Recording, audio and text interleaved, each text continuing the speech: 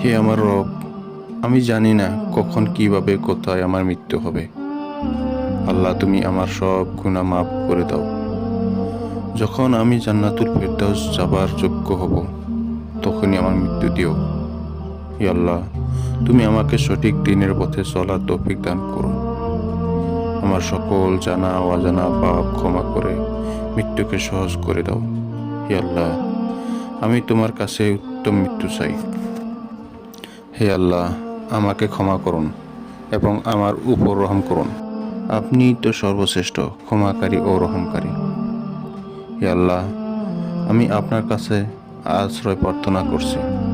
আপনি যদি আমাকে ক্ষমা না করেন, দয়া না করেন, তাহলে তো আমি ক্ষতিগ্রস্ত হয়ে যাব। হে আমার রব, হয়তো আমার বাক্যগুলো এলোমেলো, হয়তো নিজের চাওয়াটুকু বোঝার মতো যথার্থ শব্দ খুঁজে পেতে আমি ব্যর্থ। হতে পারে আমার চিন্তাগুলো বিচ্ছিন্ন, কিন্তু মালিক, আপনি তো অন্তরে ভাষাও বুঝেন।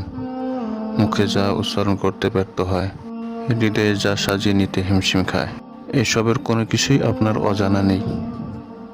আমি শব্দের অভাবে, বাক্য বিনাশের অপরুটায়, চিন্তার সামঞ্জস্যতায় যা বলতে পারছি না, তা আপনি ইতিমধ্যে জানেন।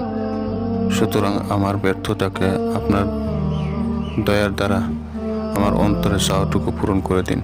আমিন।